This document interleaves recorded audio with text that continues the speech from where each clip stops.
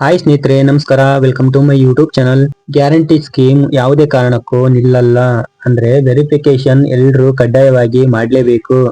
ಎಲ್ಲಾ ಫಲಾನುಭವಿಗಳಿಗೂ ಹೊಸ ಗುರುತಿನ ಚೀಟಿಯನ್ನು ಕೊಡಲು ಸರ್ಕಾರ ಮುಂದಾಗಿದೆ.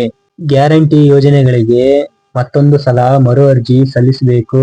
ಇದಲ್ಲದೆ ಗೃಹಲಕ್ಷ್ಮಿ ಮತ್ತು ಗೃಹ ಜ್ಯೋತಿ ಯೋಜನೆ ಬಗ್ಗೆ ಕೂಡ ಸಿಎಂ ಡಿ.ಕೆ. ಶಿವಕುಮಾರ್ ಅವರು ಬಿಗ್ ಶಾಕಿಂಗ್ ಹೇಳಿಕೆಯನ್ನು ಕೊಟ್ಟಿರುವಂತದ್ದು.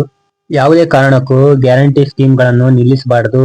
ಅಂದ್ರೆ ಯಾವುದೇ ಕಾರಣಕ್ಕೂ ಗ್ಯಾರಂಟಿ ಸ್ಕೀಮ್ಗಳು ನಿಲ್ಲಲ್ಲ. ಆದ್ರೆ ವೆರಿಫಿಕೇಶನ್ ಅಂತೂ ಪಕ್ಕ ಎಲ್ಲಾ ಫಲಾನುಭವಿಗಳು ಕೂಡ ಮಾಡಲೇಬೇಕು.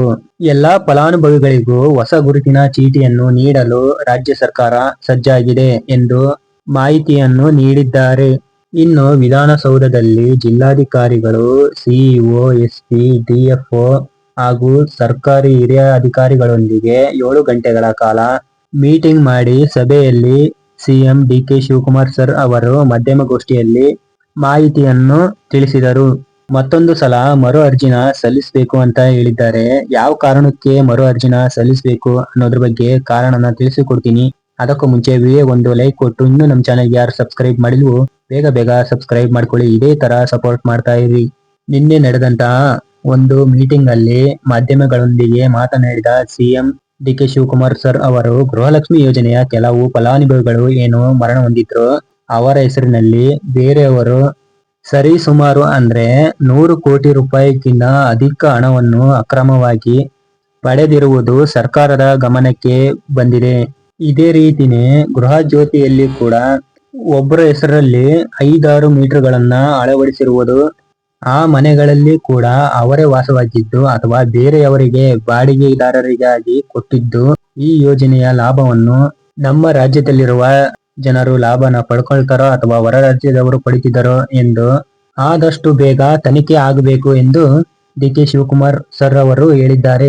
ಇವಾಗಲೇ ಇದರ ಜೊತೆಗೆ ಎಲ್ಲಾ ವಿದ್ಯಾರ್ಥಿಗಳಿಗೂ ಉಚಿತ ಬಸ್ ಪಾಸ್ ವಿತರಿಸುವ ಸರ್ಕಾರಿ ಆದೇಶವನ್ನು ಹೊರಡಿಸಲಾಗಿದೆ. ಎಲ್ಲಾ ವಿದ್ಯಾರ್ಥಿಗಳಿಗೂ ಉಚಿತ ಬಸ್ ಪಾಸ್ ವಿತರಿಸುವ ಪ್ರಕ್ರಿಯೆ ಕೂಡ ಆರಂಭವಾಗಿದೆ. ಇದರ ಜೊತೆಗೇನೆ ಹಾಗೆ ಗೃಹಲಕ್ಷ್ಮಿ ಯೋಜನೆಯ ಫಲಾನುಭವಿಗಳಲ್ಲಿ ಕೆಲವರು ಮರಣ ಹೊಂದಿದ್ರು ಅವರ ಹೆಸರಿನಲ್ಲಿ ಬೇರೆಯವರು ಸುಮಾರು 100 ಕೋಟಿಗೂ ಹೆಚ್ಚು ಹಣವನ್ನು ಪಡೆದಿರುವುದು ಸರ್ಕಾರದ ಗಮನಕ್ಕೆ ಬಂದಿರುವಂತದ್ದು.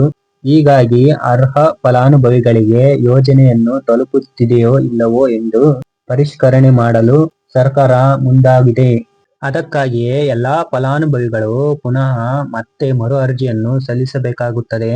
ನಾವು ಯಾವುದೇ ಕಾರಣಕ್ಕೂ ಈ ಯೋಜನೆಯನ್ನು ನಿಲ್ಲಿಸುವುದಿಲ್ಲ. ಯಾರನ್ನು ತೆಗೆದು ಹಾಕುವ ಉದ್ದೇಶವೂ ಸರ್ಕಾರಕ್ಕಿಲ್ಲ. ಸರಿಯಾದ ಮಾಹಿತಿಯನ್ನು ನೀಡುವ ಅರ್ಹತೆ ಇರುವಂತಹ ಫಲಾನುಭವಿಗಳಿಗೆ ಈ ಯೋಜನೆಯನ್ನು ತಲುಪಬೇಕು ಎಂಬುವ ಸರ್ಕಾರದ ಉದ್ದೇಶವಾಗಿದೆ. ಗೃಹಲಕ್ಷ್ಮಿ ಯೋಜನೆಯಲ್ಲೂ ಕೂಡ 1.64 ಲಕ್ಷ ಫಲಾನುಭವಿಗಳಿದ್ದು ಅವರು ಮತ್ತೆ ಅರ್ಜಿ ಹಾಕಬೇಕು. ಒಬ್ಬರ ಹೆಸರಲ್ಲಿ 4-5 ಮೀಟರ್ಗಳಿದ್ದು ಆ ಮನೆಗಳಲ್ಲಿ ಅವರೇ ವಾಸವಾಗಿದ್ದು ಅಥವಾ ಬೇರೆಯವರು ಯಾರ ಇದ್ದಾರ, ಈ ಯೋಜನೆಗಳು ನಮ್ಮ ರಾಜ್ಯದವರಿಗೆ ಸಿಗ್ತಿದೆಯೋ ಅಥವಾ ಬೇರೆ ರಾಜ್ಯದವರಿಗೆ ಸಿಗುತ್ತಿದೆಯೋ ಎಂದು ಪರಿಶೀಲನೆ ಮಾಡಬೇಕಾಗಿದೆ. ಫಲಾನುಭವಿಗಳಿಗೆ ನಾವು ಗುರುತಿನ ಚೀಟಿಯನ್ನು ನೀಡಬೇಕಾಗಿದೆ.